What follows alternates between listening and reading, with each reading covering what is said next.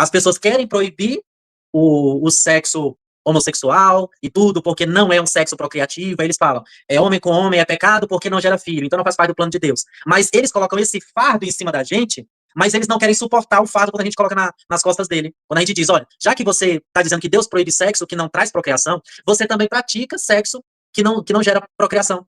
Você faz sexo com camisinha, você faz sexo com métodos contraceptivos. Então, você coloca algo sobre nós que, quando é colocado sobre você, também não se aplica. Você mesmo não consegue observar aquilo que você impõe sobre os outros. Então, Verdade, não tem. aplicável. Quem estão sendo condenados nesse texto? Vamos lá, no versículo 18 ao 23, nós vamos ler e nós vamos perceber que quem nega o Deus revelado pela criação e faz seus próprios deuses. São essas pessoas que são condenadas. As pessoas que deixam Deus e agora elas começam a idolatrar outros deuses. E quando você coloca num contexto atual, principalmente nós que somos cristãos e inclusivos, esse do versículo 18 ao 23 não nos encaixa, porque o texto fala de idolatria e nós não estamos com idolatria. No versículo 24 e no versículo 25, os versículos estão condenando quem escolhe viver em concupiscências, desejo intenso, geralmente atrelado ao prazer físico e sexual.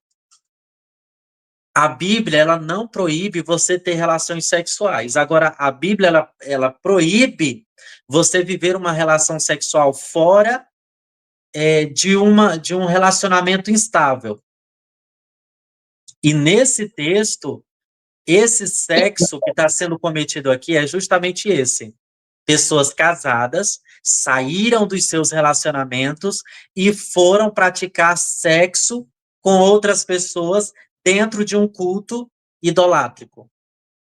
No contexto de hoje, isso não cabe para os relacionamentos homoafetivos, porque não envolve idolatria e nós que somos cristãos, nós não buscamos viver uma vida sexual desregrada. Do versículo 26 e 27, o versículo ele condena os homens e as mulheres que não estão sendo satisfeitos. Olha bem o que o versículo diz. Os homens e mulheres que não estão satisfeitos em relacionamentos de amor e fidelidade e buscam explorar sua sexualidade fugindo do uso natural, de forma descontrolada. Ou seja, batendo de novo na tecla, eram homens casados, eram mulheres casadas que deixaram o seu relacionamento conjugal e foram buscar outros relacionamentos. Dentro dos templos, eles foram buscar relacionamentos com outros homens, é verdade. Porém, não foram buscar para viver uma união estável, baseada no amor. Eles foram buscar para tentar extrapolar o desejo da sua carne de fazer sexo. Não estavam contentes dentro da sua casa, dentro do seu relacionamento, e agora eles saem em busca de sexo. Então, é isso que o versículo está proibindo. É você não controlar a sua sexualidade e você viver a sua sexualidade de forma descontrolada. O versículo 28 e 32, ele condena os cheios de iniquidade. Aí é que está uma lista maior e extensa da condenação daquelas pessoas neste contexto. E nenhuma dessas categorias aqui, ela pode caber na vida de um cristão verdadeiro, na nossa vida. E quais são essas outras condenações? São os homens cheios de iniquidade, prostituição. Então, o que a Bíblia está condenando? Prostituição, malícia, avareza, está lá no texto, no versículo 28 ao 32. Avareza, maldade, inveja, homicídio, contenda, engano, malignidade. O texto está dizendo que é todas as pessoas que são cheias desses sentimentos e dessas práticas de murmuração, detratores, os aborrecedores de Deus, os injuriadores, soberbos, presunçosos, inventores de males, desobedientes ao pai e à mãe. Então, a lista, ela é bem extensa. E nenhuma dessas condenações aqui, dessas práticas, um homossexual que ele é cristão, ele não vai praticar essas coisas. Ele não vai Assim, buscar fazer sexo fora do casamento, ele não vai buscar viver uma vida de malignidade, de murmuração, de desobediência aos pais e às mães. Então, não tem nesse texto nenhuma condenação a pessoas que vivem um relacionamento instável. Tem alguma coisa que você sabe que é culturalmente errado? Hoje, colocando eu, nos dias de hoje. culturalmente errado Uhum. é fazer tatuagem, fazer sacrifício com animais, entendeu? Nas religiões África descendente desses negócios de macumba, essas coisas, eu acho completamente uma. Ah, é cultura, eu acho completamente uma cultura errada. Então, é assim, tem coisas que a cultura, ou seja, que o ser humano ele cria, tem coisas que o ser humano ele cria um costume de dizer isso é errado e isso é certo. Porém, isso não significa que aos olhos de Deus seja errado. Entende? É o próprio homem que, na cultura, ele decide dizer o que é certo e o que é errado. Vamos dar aqui um exemplo. Na cultura do Brasil, homem usar saia não faz parte da cultura e não é certo. É, fica feio, Toda né? pessoa, se tiver uma pessoa um homem que use saia no meio da rua, todo mundo vai olhar estranho. Algumas pessoas não vão concordar, porque culturalmente não faz parte da nossa cultura o uso de saia. É, Agora é vai para igual. outro país, vai para a Escócia. Lá todos Uhum, os homens usam saia. é, Culturalmente é aceito, entende? aham, Então existem coisas mas usar calça e usar saia não faz diferença. Só aos olhos é, da cultura que as pessoas elas culturalmente elas entram em consenso e dizem que é errado. Mas isso não tem nada a ver com a vontade de Deus, né? Deus, ele não está ligado com a cultura. A cultura é algo à parte. A cultura ela é do homem. Agora, as leis universais, elas são aplicadas a toda a humanidade. Agora, a cultura não. Depende do país, depende da região. Nesse contexto de Romanos, nós vamos perceber que fazia parte do costume daquela época. Para Paulo, deixar o uso natural, que ele era comum, ou seja, heterossexuais, manter relações sem fins procriativos. Então, todo sexo naquela sociedade que não era procriativo, que não dava filhos para as pessoas, então esse sexo não era um sexo aceito. Então, quais são os sexos que não são procriativos? Você pode dizer? o sexo que não é procriativo é homem com homem e fazer sexo na mão, né? De masturbação, É, sexo anal, é. sexo oral, isso naquela época. Naquela É. época. Hoje é pra. Você tiver fazendo relação sexual com uma mulher e você tirar e você Ejacular fora. ejacular fora, pronto. Socialmente, naquela cultura, isso aí era algo grave. Você nunca podia fazer isso, era proibido naquela cultura. E nós temos um texto bíblico em Gênesis que fala exatamente sobre isso. Fala sobre Onã. Onã, ele não queria dar filhos para a sua mulher. Então, toda Aham, vez quando ele ia ter relação sexual com ela, ele tirava e ejaculava fora. Aí a Bíblia fala que Deus ele puniu Onã. Matou Onã na mesma hora. Agora, uma coisa interessante, nesse contexto aqui, hoje em dia, quais são as outras formas de você ter sexo não procriativo, além dessas que foi falado? Ixi, aí é complicado. Sexo com camisinha. Ah, tá. Tá tendo a penetração, você ejacula, mas não tem o contato do sêmen com o óvulo da mulher, então não gera filho. Então, Ah, sexo entendeu. com camisinha, outros métodos contraceptivos, né, da mulher, a pílula, o É, DIU, todas as formas de contraceptivas. E agora, e nós estamos falando de cultura, lembra? Naquela aham, cultura, todos esses sexo oral, sexo anal, era, era condenável. Aí as pessoas querem pegar esses textos que naquela cultura era condenável e querem dizer, olha, não é condenável isso aí e tal, mas quando nós vamos analisar todo o contexto, eles não querem praticar isso hoje.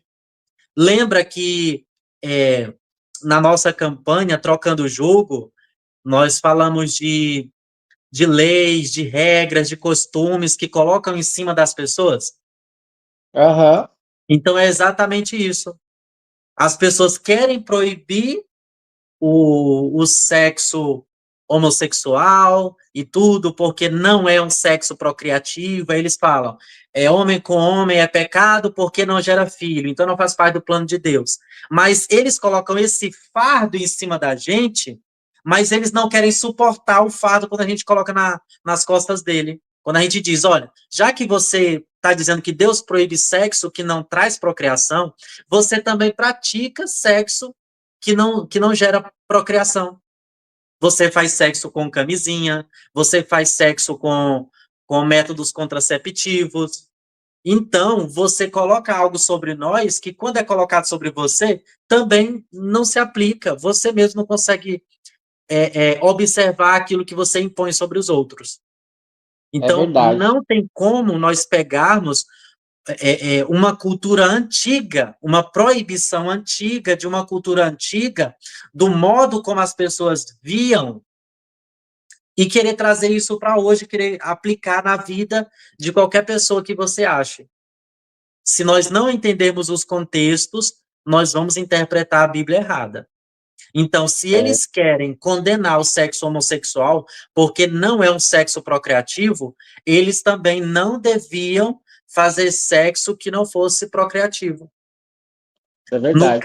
No caso de pessoas estéreis, ali também é um sexo que não gera filhos, É, no entende? caso, a pessoa não Então, tem o que fazer, né? então, pela lógica, não é pecado o sexo não procriativo. Não é pecado. Por quê?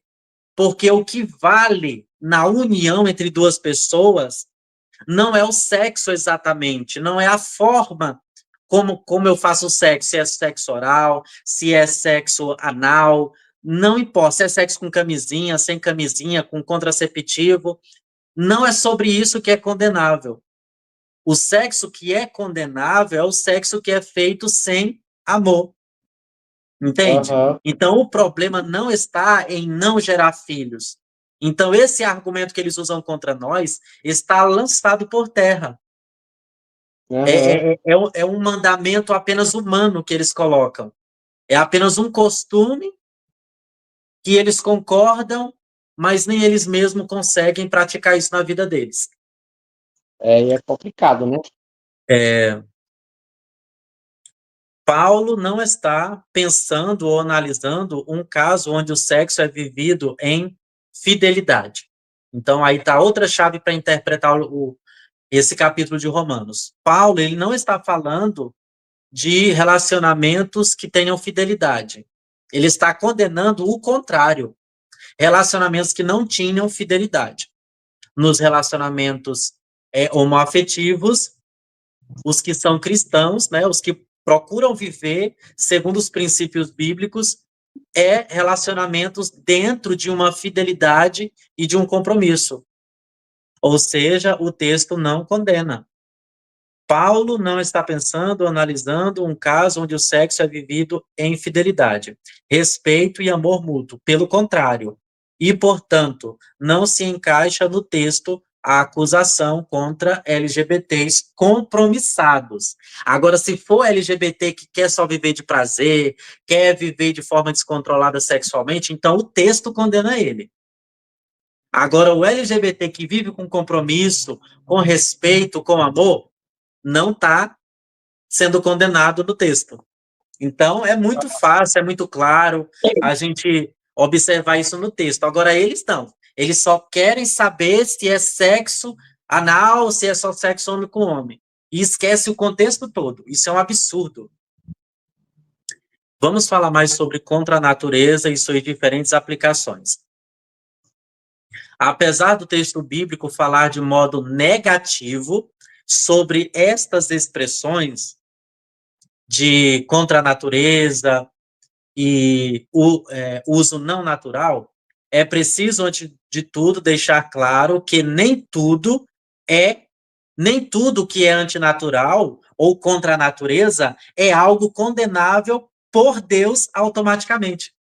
Nem tudo que é contra a natureza, nem tudo que não é uso natural, significa que é condenável por Deus. Aí você vai dar exemplos. Aí eu faço a pergunta para ti. É natural a mulher ela dar à luz com 6 meses? Não. Pelo conhecimento que a gente tem, não, né? Então é antinatural, né? O natural é sempre, todo mundo espera com 9 meses, né? É. Então é antinatural a mulher ter o filho com 6 meses. Mas isso significa que é pecado? Não. Não. Cortar o cabelo. A Bíblia não fala que o homem não devia cortar o cabelo no Antigo É. Testamento? Isso é. Deixar o cabelo grande? Então, cortar o cabelo é um uso que não é natural. Qual que é a naturalidade das coisas? É o cabelo crescer. É natural, por natureza ele cresce. É. Queira você ou queira não. Agora, se você cortar o cabelo, você está fazendo algo que é contra a natureza. É. Não Outra contra Deus. coisa, isso não significa que está ferindo os princípios de Deus. Então, é um absurdo você usar esse argumento de que só porque é contra a natureza. É contra Deus. Então, você entendeu essa parte aí, amado, desse argumento de coisas que não são de uso natural e são contra a natureza? Então, nós percebemos que tudo faz parte de um costume. É. Eu vou dar outro exemplo aqui de coisas que são contra a natureza. O ser humano usar roupa é contra a natureza. Na natureza, nós não encontramos roupa para os seres vivos. O ser humano ele nasceu nu. Mas é costume nós fazermos roupas para poder vestir, não é verdade? É. Então, é contra a natureza nós usarmos roupa. Mas isso não significa. Então, tudo isso é costume, tudo isso é cultura. E a Bíblia, quando ela condena culturalmente. Então, a gente tem que separar o que é cultura e o que é princípios eternos de Deus. O que nós podemos dizer para essas pessoas é que, quando se fala de proibições, as proibições é sobre a cultura da época. Quando Paulo, nas suas cartas, ele proíbe a mulher de ficar com a cabeça descoberta, de não usar o véu, isso não é um mandamento universal. Aquilo ali era uma proibição cultural da época. Agora os fundamentalistas, eles não querem enxergar que essa proibição aqui ela é cultural. é uma proibição que fala de idolatria, era como o povo vivia naquela época, baseado na idolatria e baseado em princípios culturais que eram mal vistos naquela época. Então, os Aham. fundamentalistas hoje, eles não querem enxergar essa proibição cultural. Eles pegam uma proibição cultural e colocam como uma proibição divina. E é totalmente diferente. A cultura, ela é passageira. A cultura, os costumes, eles são passageiros. Em décadas passadas, né, muito tempo atrás, a mulher, ela não podia usar calça. Até no contexto brasileiro, não tinha mulher com calça. A gente não pode pegar um costume e fixar isso. Olha, esse é o nosso costume e é porque Deus, ele não quer que seja dessa forma. Interpretar a Bíblia dessa forma é totalmente errada, porque nós ignoramos todo o contexto e pegamos algo que é da cultura e colocamos como princípio divino. E se nós formos pegar tudo que for cultura e colocar como princípio divino, a gente vai estar lascado. Tipo as questões que foi falada, né? Nós não poderíamos cortar o cabelo, nós não poderíamos comer carne de porco, não poderíamos vestir roupas com 2 tecidos diferentes, tudo da cultura antiga nós teríamos que trazer para hoje. E aí é que gera o problema, né? Na hora de interpretar a Bíblia, a gente tem que fazer distinção das coisas, né? O costume que passou e costume que é humano, né? E que não é princípio divino. Então, deixa eu ver aqui. Tá. Mais antinaturais. Então, todas aquelas coisas que eu já tinha falado para você, de usos que não são naturais, ou coisas que são contra a natureza, aí eu coloquei uma lista aqui dessas coisas. Então, coisas que não são contra a natureza. A esterilidade, métodos contraceptivos, a própria tatuagem que foi falado. O ser humano, ele não nasce com tatuagem. Então, é contra a natureza do homem ele ter uma tatuagem. A tatuagem é algo que ele coloca sobre ele. Então, isso também é antinatural, é contra a natureza. Usar roupas é contra a natureza. Nenhum ser humano nasce já vestido. Então, a natureza fez o ser humano nu, sem roupa. O natural é nu. Entendeu? Então, contra a natureza é você usar roupa, medicamentos farmacológicos. Todos os medicamentos que a gente compra na farmácia, eles são antinaturais. Por quê? Porque eles são manipulados. Não é a natureza quem produz eles. É o ser humano, com a tecnologia, com a ciência, que manipula a natureza e cria algo que não existia na natureza. Então, isso também é contra a natureza. As desordens pós-queda. As desordens pós-queda, elas também são contra a natureza. O que aconteceu depois que Adão e Eva pecou?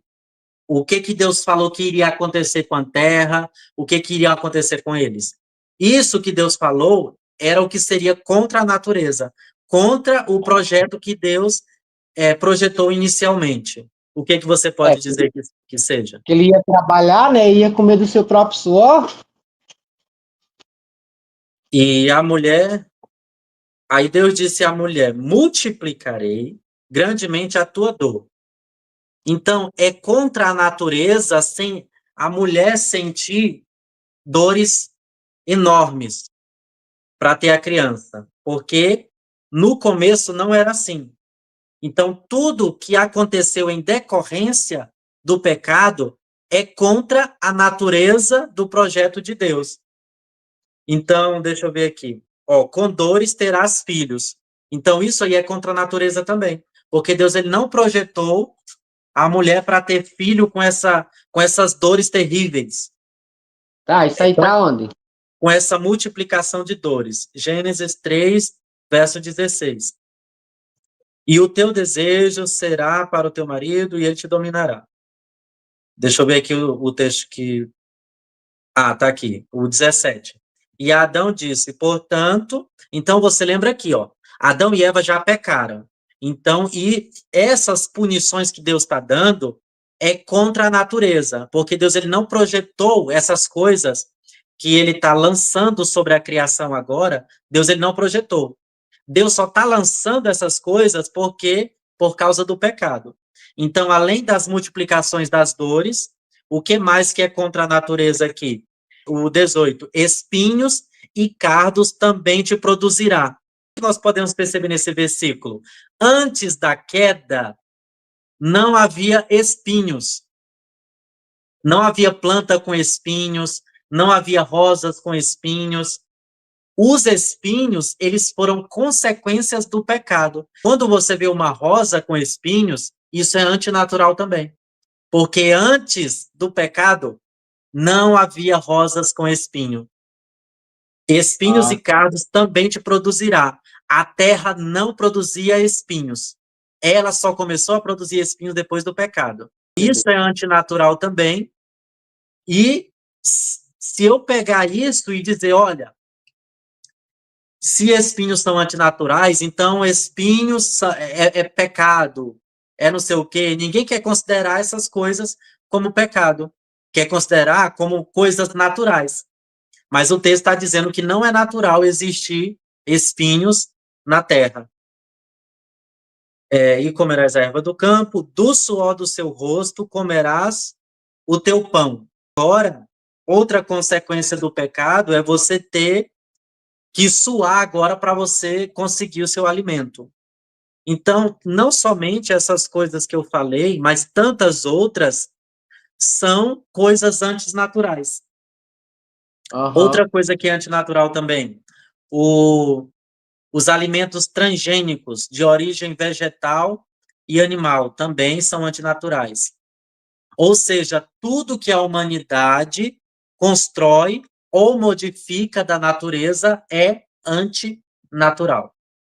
Nós criarmos casas, construirmos casas, fazermos computadores, qualquer coisa que o ser humano produz, que não seja a própria natureza, né? Isso é Uhum. antinatural. Tá vendo como é perigoso a gente pegar coisas que são antinaturais e querer dizer que isso é uma regra como punição que você está pecando se você praticar essas coisas? Então é muito complicado. Existe muita coisa que é antinatural que nós não enxergamos isso como pecado. Então É, é algo para a gente poder analisar e saber que quando a gente for interpretar um texto bíblico, a gente tem que ter essa consciência, né? é verdade. A intenção do Criador para a natureza. Com base no que já foi exposto até aqui, usar o argumento de que Paulo se refere a uma intenção do Criador ao se referir a natural e não natural, geram complicações ainda maiores para a interpretação bíblica. Então, toda vez que Ah, alguém dizer, olha, o pecado, o sexo de homem com homem é contra a natureza, Deus ele não projetou isso para o ser humano fazer sexo com outro um homem fazer sexo com outro homem. Existem tantas as coisas que Deus não projetou e que a gente faz e que Deus não condena. E por que, que a gente quer falar que sexo de homem com homem é contra a natureza? isso é Então, é verdade. isso que eles têm que enxergar. É preferível nós assumirmos os aspectos culturais do texto como sexo idolátrico.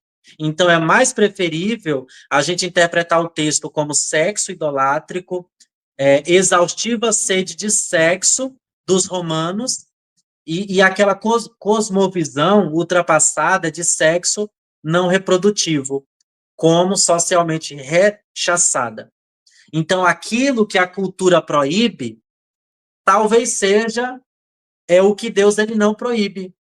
Então, a gente tem que separar o que é um princípio divino, o que é um mandamento divino, do que é um mandamento humano, de uma cultura humana, de uma ótica totalmente humana.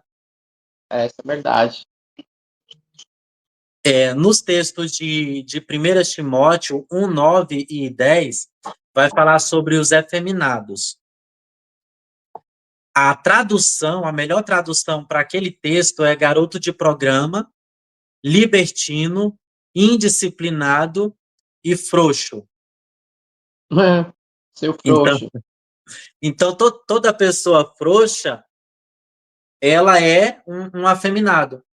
Existe homem que ele é hétero, mas que ele é frouxo. Então, ele é um afeminado. É. Porque a palavra malakoi, que tá lá em 1 Timóteo 1, 9 e 10, a palavra malakoi, ela significa justamente isso, frouxo. Um garoto de programa, libertino ou indisciplinado. Literalmente, mole, macio, delicado. Homens inferiores aos demais, não exibiam força e poder pelo comportamento e trajes. Hoje, quando um homem ele é casado com uma mulher e essa mulher manda no homem, ela tem mais autoridade do homem, e o homem ele é frouxo, então o texto está falando desse homem também. Aham. Quando os tradicionais eles pegam esse texto, eles querem aplicar só a pessoas homossexuais. Mas a palavra malacói, ela se aplica a vários tipos de pessoas, inclusive a heterossexuais. Nesse exemplo que eu te dei, né? De uma mulher que ela é machona, ela quer mandar no marido, e o marido ele é frouxo. Então, o texto condenaria ele também. Em 1 Coríntios 6:9, fala sobre os abusadores. Traduções possíveis para arsenokoitai. Então, nós já vimos o significado de malakoi, né? Que é garoto de programa, libertino, indisciplinado sexualmente e frouxo. Agora nós vemos outro termo, que é o arsenokoitai, que significa explorador do sexo, molestador de crianças e devassos. Literalmente, aquele que penetra alguém. Mas aquele que penetra alguém é em uma forma agressiva, em uma forma de exploração sexual. Não é qualquer tipo de penetração. É uma penetração que ela é violentadora. Traduzir como homossexual ativo é ir além da vivência da homossexualidade que envolve sentimentos de afeto. A Senokoitai, ele não está falando de um sexo que é baseado nos sentimentos de amor e afeto. O Asenokoitai, ele está falando de um sexo violento e abusivo. Conclusão. Apesar de enfrentar preconceitos dentro e fora da igreja, ninguém deveria chocar-se ao deparar-se com um cristão LGBT ou gay cristão, que vive a fé e não se priva de viver um relacionamento homossexual. Então, as pessoas hoje, elas não deviam ficar chocadas, surpreendidas ou ter preconceito com relacionamentos que a base desse relacionamento é o amor. Elas deviam se chocar, não era com isso, mas era com qualquer tipo de violência, de falta de amor. Carregar este título de cristão homossexual não significa ter que viver uma sentença de luta travada para manter a castidade. Eu sou um cristão gay, mas ninguém pode impor na minha vida que eu não devo me casar com alguém do mesmo sexo. Então, a castidade, ela não é uma obrigação, ela não é uma imposição. A castidade, ou seja, ficar sem sexo, é um dom. Ou você tem esse dom, ou você não tem. Eu não tenho. Paulo, quando ele escreve lá Romanos, ele diz, olha, seria bom que você não se casasse. Mas se você não aguenta viver sem casar, é melhor que você se case para você não cair na prostituição. A gente não pode impor que uma pessoa viva sem sexo, porque a sexualidade ela faz parte do ser humano. Agora, é obrigação de todas as pessoas delas viverem uma sexualidade santa. uma sexualidade que ela é respeitosa, uma sexualidade que ela é baseada no amor, na fidelidade e na reciprocidade. Nós aprendemos que a nossa sexualidade, ela é para ser vivida na sua plenitude, mas ela tem que ter controle. Então, o ideal de Deus no Éden não é o sexo heterossexual. O ideal estabelecido por Deus no Éden é o relacionamento com pessoas que nos amam e que nós respeitamos ela e que nós queremos viver com ela a vida inteira. É isso que nós aprendemos no Éden. É uma luta constante. É por isso que lá em Gálatas 5, ele fala dessa luta, né? Da luta contra a carne e o espírito. Então, até o cristão sincero, ele passa por essas tentações. O desejo sexual tem períodos na nossa vida que ela aflora, que a gente não luta para poder controlar, mas a Bíblia fala que a carne, ela tem essa vontade própria, ela tem essa pulsão própria. Por isso que Paulo falava que ele lutava contra ele mesmo, para não fazer aquilo que ele não queria. Então, nós precisamos muito do Espírito Santo que nos ajude a ter controle nessa área sexual. Amém. Amém, meu querido. Glória a Deus por isso. Até a próxima.